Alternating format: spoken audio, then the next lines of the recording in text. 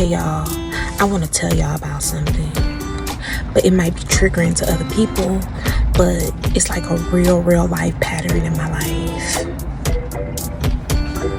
Y'all follow me over to YouTube so I can tell y'all about this, because I don't think that it would be appropriate to tell y'all in snippets.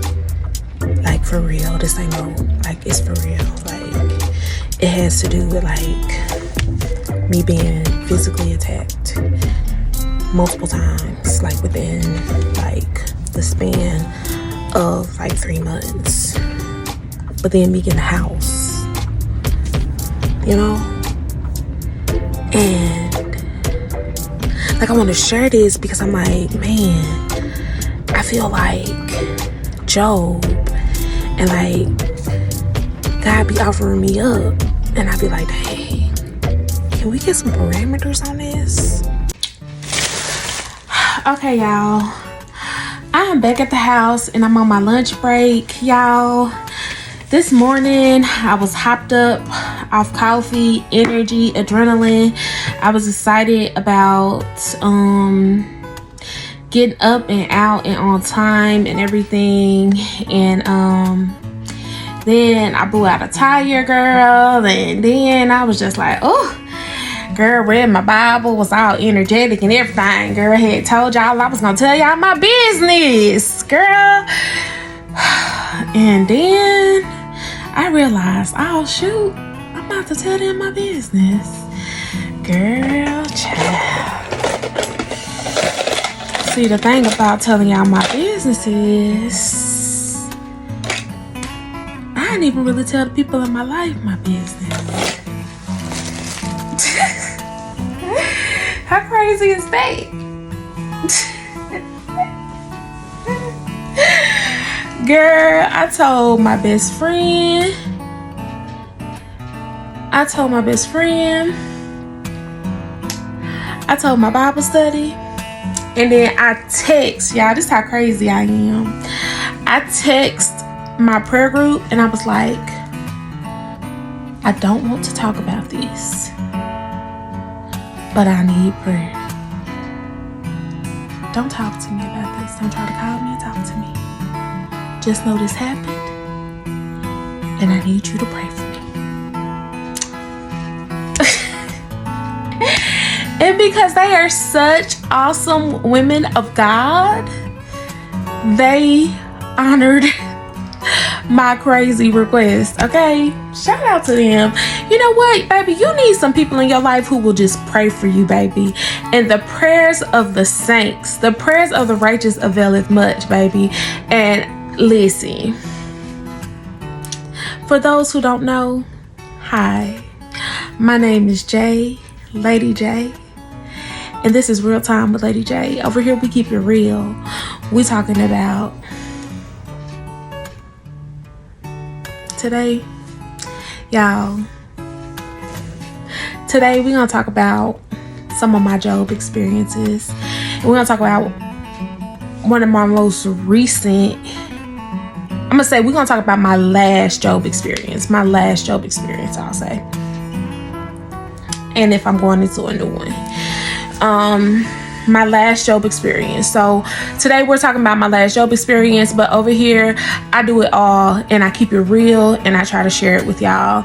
I am a single mother of a 3-year-old who I love. So I'm raising him, taking care of him, working. I am embarking upon a new career, and that is in the forefront. Y'all, I'm getting ready to throw a Christmas party, so that's about to be on and popping over here. I am DIYing and decorating my new home that God blessed me with. I'm gonna talk a little bit about that because that has something to do with this past season.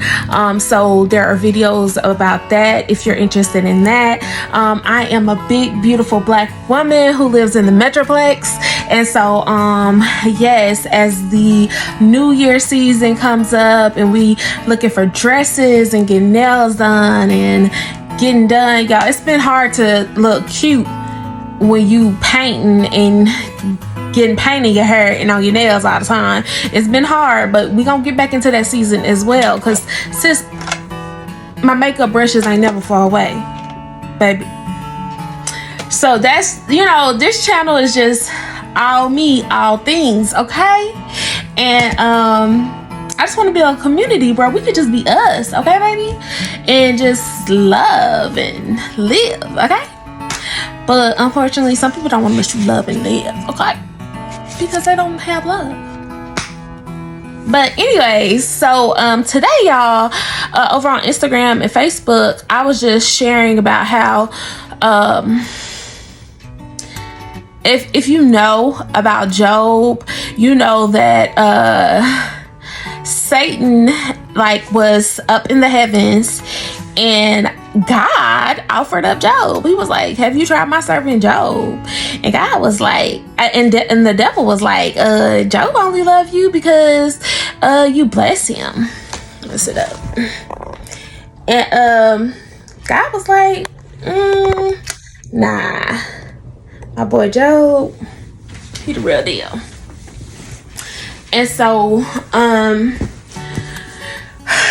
God allowed Satan to wreak havoc in Job's life. And I just feel like sometimes, like, God offers me up, like, have you tried my servant Jay? And that be making me sad, y'all. It be making me mad too, because I don't like that.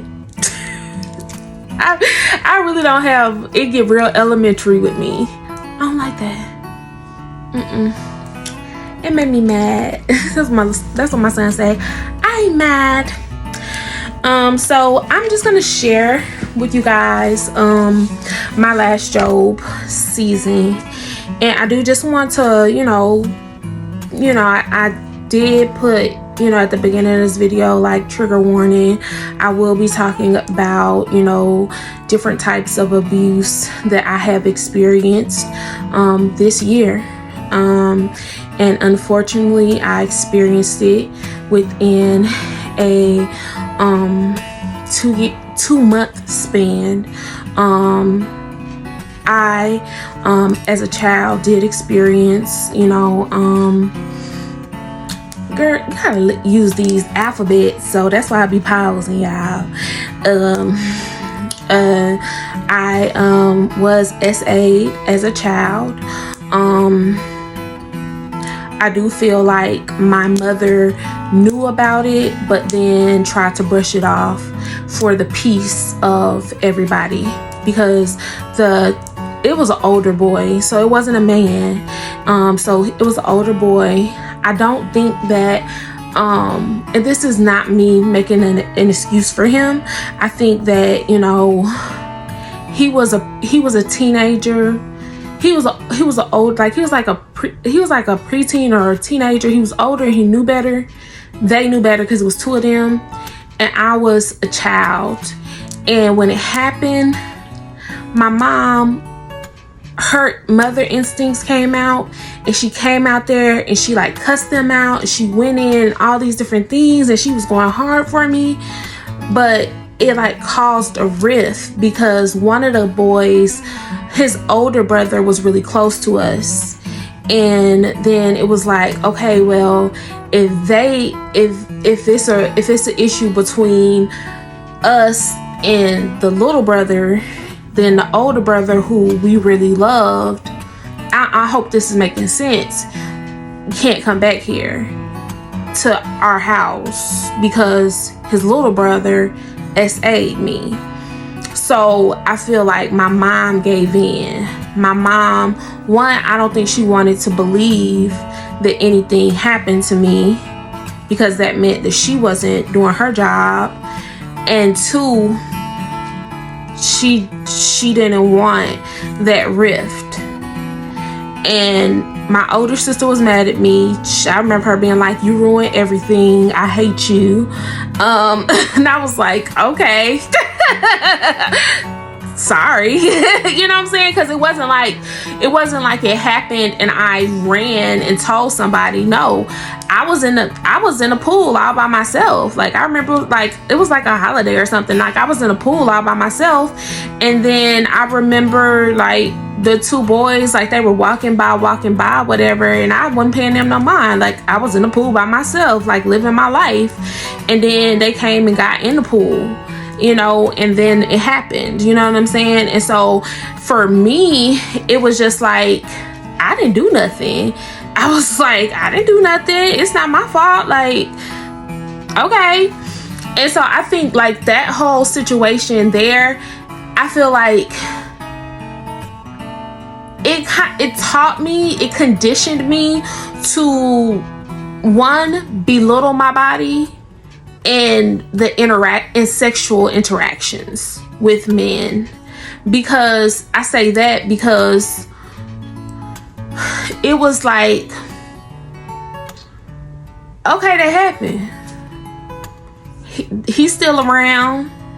Everything went back to normal. I'm okay. Nothing like harmful happened to me. Like, nothing like bad happened to me. Like, yeah, I felt weird, but nothing like painful happened to me because there was no intercourse or anything. So I think that plus just, playing house and being around, just being around and being unsupervised and having other interactions with, like, little boys and stuff in the hood, in the neighborhood, in the apartments, I think that just taught me that my body was not, it wasn't valuable. It wasn't valuable. I mean, and my body wasn't mine. That it was okay for guys to touch me. It was okay for guys to come and interrupt my space, come and interrupt me. You know what I'm saying? Like, I think it was like maybe like a 4th of July. It was like a pool, like playing with a ball, like living my life. And then these two like teenagers, like, I remember their names. I remember how they looked. I remember how it happened. But what's so crazy is I can remember all that now, but for years I blocked that out, because when they were allowed to come back, because they lived in the front of the apartments. If you from apartments in the 90s, you know what I mean. They was in the front of the apartments. We lived in the back of the apartments. And the back of the apartments was lit. So and our apartments was the apartments where people came to hang out. The older boys used to hang out back at our house. And so when that happened with us, it caused a rift, and then, like, it was a lull at our house for a little bit. That's why my older sister was upset, because now the older boys are not coming to our house or whatever.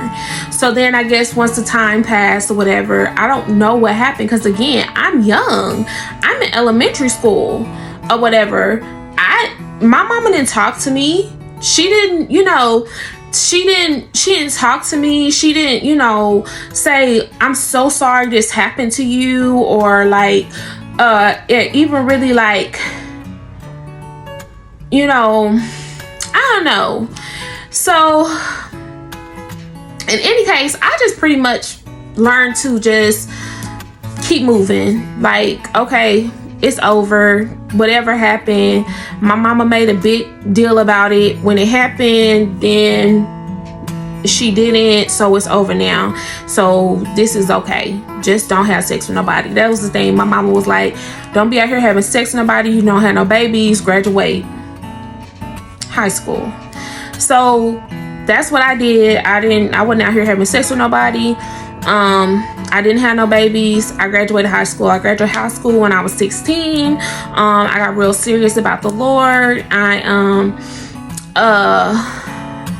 got real serious about the Lord. Like, yeah, I dibbled and dabbled, but I didn't see my body as my own. Like, it was okay for guys to touch on me. It was okay for me to fool around. I just didn't have intercourse. I didn't, do any kind of like sex. If it was considered sex, I did not do it. You know what I'm saying? But if a guy was to touch on me, or, if a guy was to touch my butt or something, I didn't jump or nothing like that, because, okay, that's what guys do. You know what I'm saying?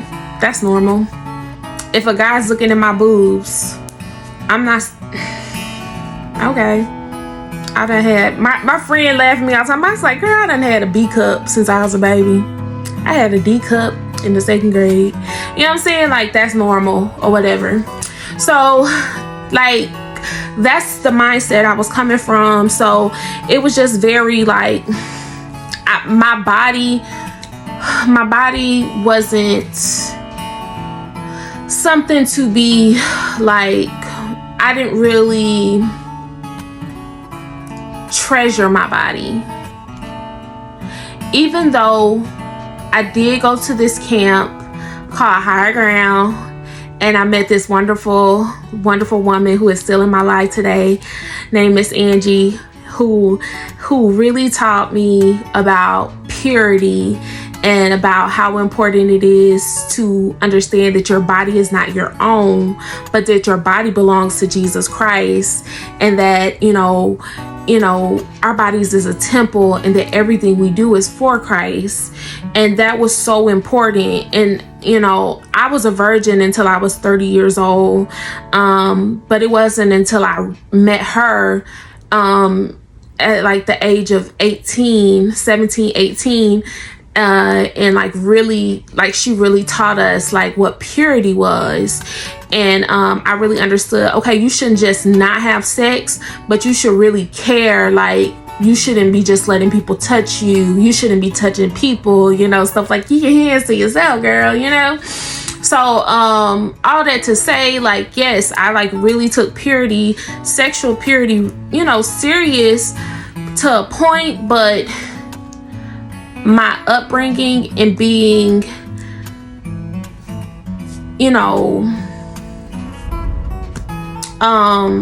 assaulted in that way, did mess up how I saw men, how I saw my body. So that's just some background. Now, I wrote this down so that I don't get lost and that I don't get like, okay. So like, that's just kind of how I saw, that's just kind of the mindset. So when I say like I was a virgin until 30, and that's a whole other story that I'm not gonna go into because I don't want this to be too long. So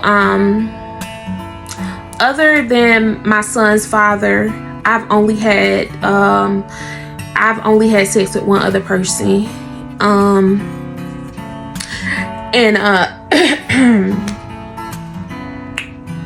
so it's really hard for me because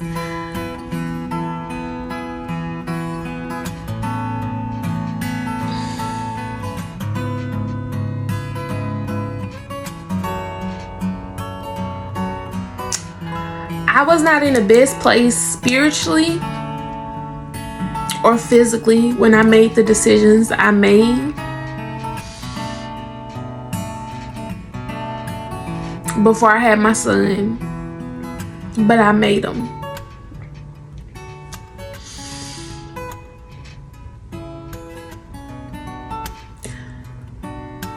So for another person who doesn't know me or love me or plans on being in my life, to make a decision for me that is so big, is so horrible. And of course, they don't care about that. They don't know that.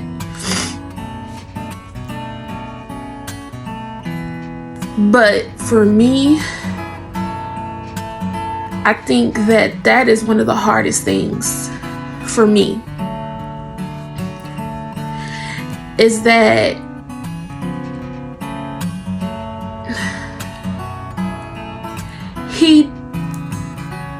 he doesn't understand that that it's not necessarily that he forced himself on me and hurt me by forcing himself on me physically. He hurt me because he took something from me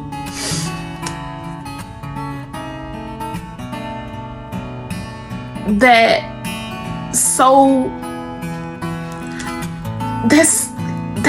I just did not plan on giving. I didn't plan on giving to anyone else. Like, I didn't plan on that. Like, this is no shade to anybody. This is not about anybody else. This is about me.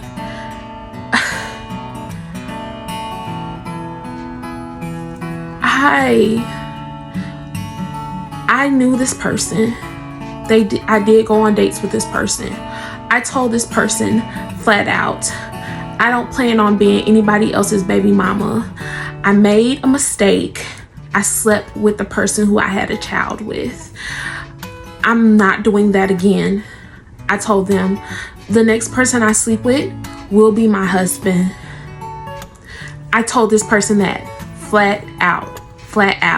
The reason me and that person was no longer talking at the time was because they wanted to have sex with me. I told them, okay, then we don't need to talk to each other again. I literally got up and walked away from this person the time before I saw them again, and they did what they did to me. And for me, one of the things that really upsets me is that you took it upon yourself to think that because you took me on a couple of dates that you could do that. Like, no, I'm not just somebody who has been having sex all her life and you're just another number. Like, no. Like, what? That's not who I am, and you don't know that. Of course you don't care about it because you out here just doing what you want to do. But I'm just like, wow, like, I don't even know. Anyways, y'all, so that was the first attack. I was sexually attacked by a person who I was associated with shortly, and then I guess they just, couldn't handle it no more. And I'm sorry, I'm not trying to belittle it, but y'all, everybody have their own coping skills. I'm not one to just, like, my life has been hard. Everybody has something going on in their lives. Everybody has some obstacle they have to overcome, and if you haven't had one, baby, it's coming. You know what I'm saying? And you will choose to get over that obstacle how you know how. I choose to laugh about it. I choose to roll my eyes and just be like, God be with that person. Because, baby, like, if I was to ever see you, if I was to know where you was, I would let somebody know where you was. Period. But anyways, it was really hard for me because, one, I struggled with, because I know this person, was it really that? You know what I'm saying? Was I really SA? Was I really hard? It was like that kind of that, but this was different because I had a different feeling. I just felt so sick. And when I was talking to my friend, I remember like trying to repent, like trying to ask God to forgive me.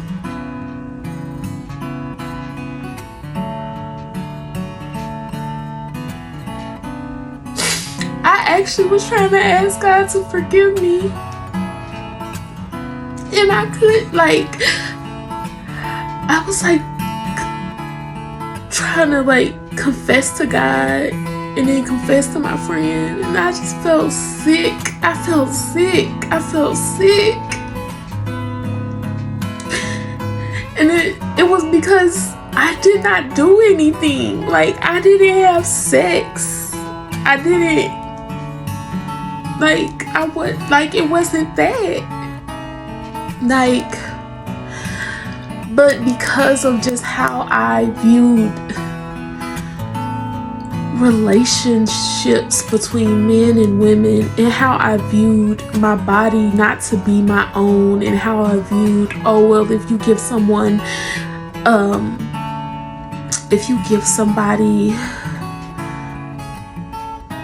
the access to you, just proximity to you, then that's on you. You know what I'm saying?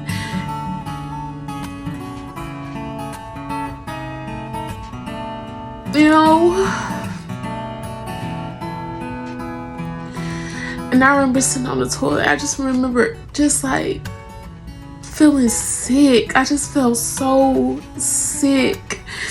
And I remember my friend just asking me questions, and she was like, did you consent to that? And I was like, no, I didn't even know. I just remember being like, I didn't know what he was doing. I was like what are you doing? Girl.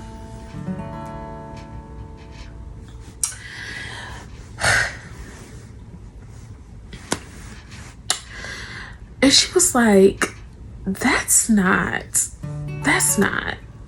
And for me, and even I like looked up in Merriam-Webster's dictionary, like what is the definition for rape? What is the definition for sexual harassment?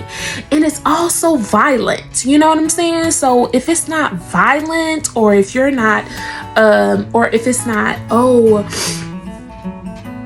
this dominant person doing something to somebody who's like incapacitated, then it's like, okay, well, Merriam-Webster think the same way I do.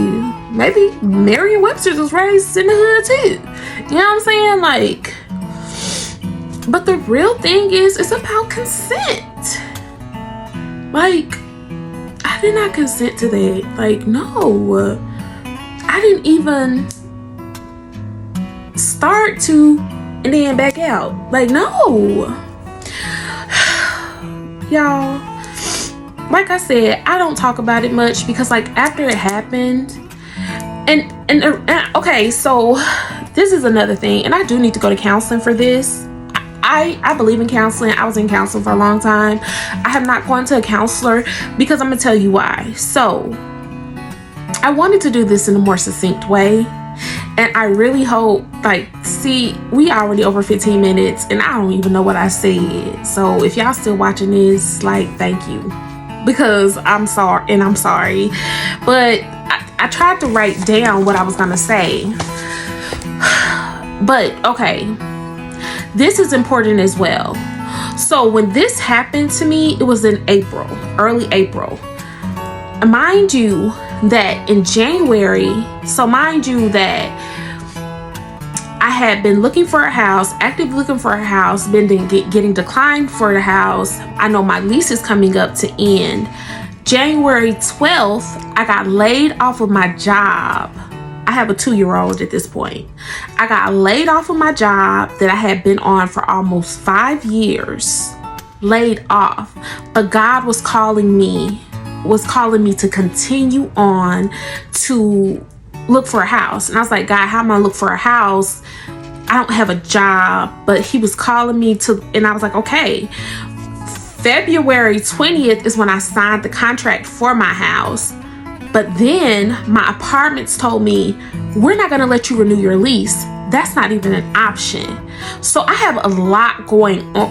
I have a lot going on in my life right now, not to mention family stuff, baby daddy stuff, still being a mother. I had got a temporary job. Praise the Lord, I had got hired on to my last job, but it wasn't going to start until May 1st. So like, I'm trying to juggle all of these things.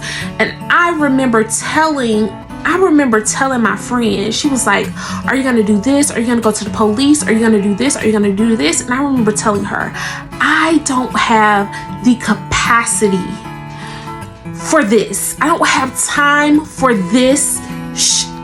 That's what I said. I don't have time for this. This is exactly what I told her, and I told the doctor. I need to make sure I'm not pregnant. And I need to make sure that I don't got STD. That's all I can do. That's what I told her. That's what I told the doctor. And that's it.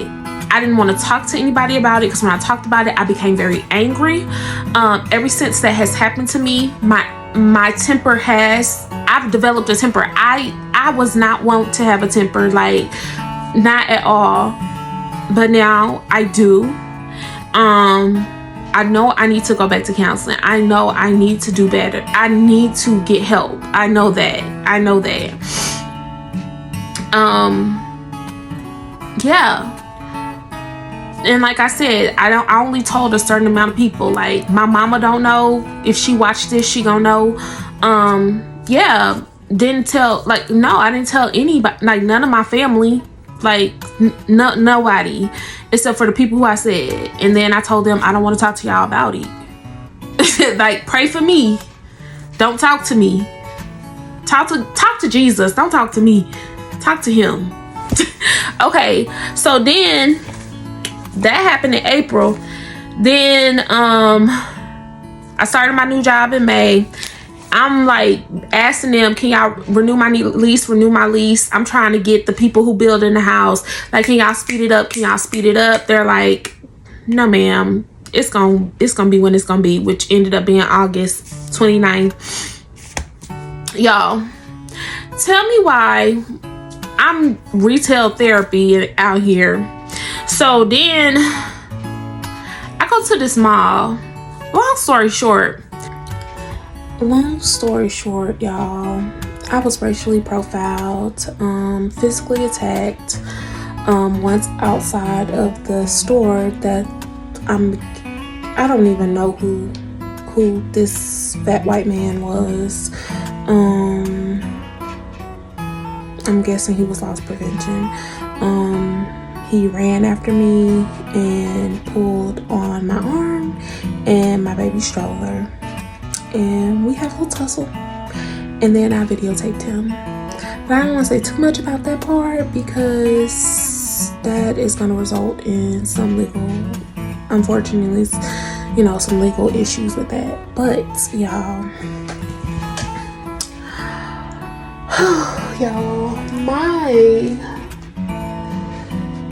my life has been a lot.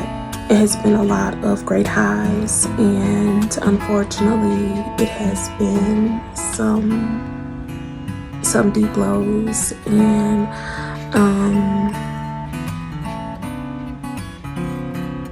I just wanted to share this, because not that I want to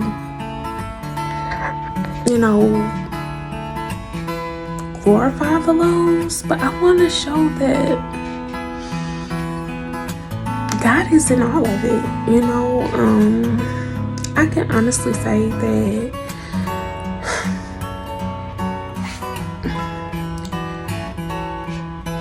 it's a season. It's not even a season, it's life. It's like, like, life is like Texas weather. It's not like Missouri weather, right? Missouri weather, yeah, Missouri got seasons, right? Missouri got winter. I don't even know, because I'm from Texas. It has winter, spring, fall, no, summer. Those 4 seasons, right? But And you can prepare for all of them. You can prepare, you get your jackets out, you put them up, all those different things. But life is like Texas weather. You don't know what you're gonna get. One day you can wear your hoodie, the next day you got booty shorts on. You know what I'm saying? It's all over the place.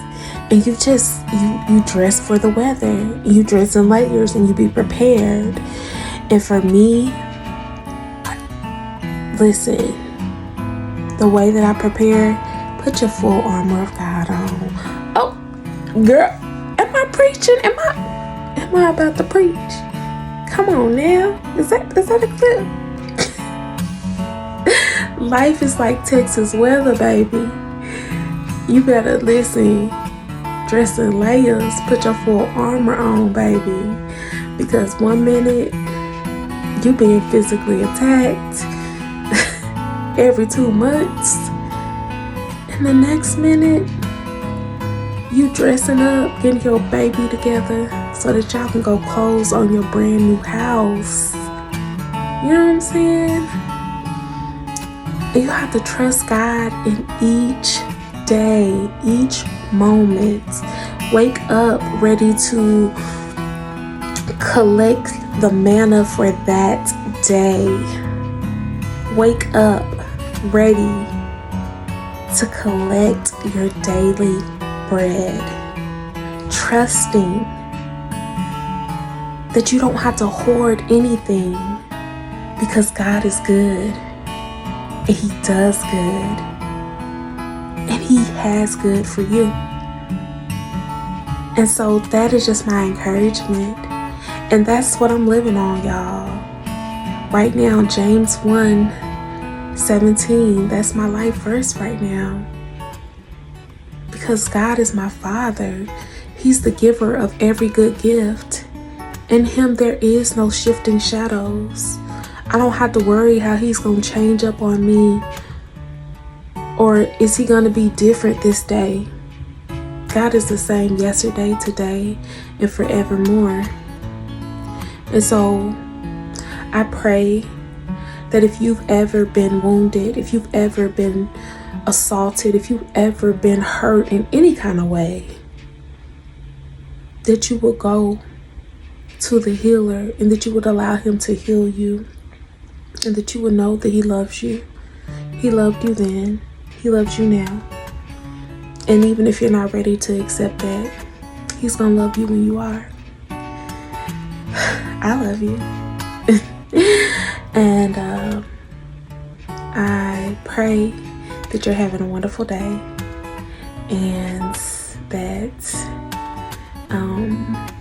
this video did not make anyone feel overwhelmed or triggered, but that if anything, it just lets you know that you are not alone, and that you are not the only one that has been hurt, but that Jesus heals.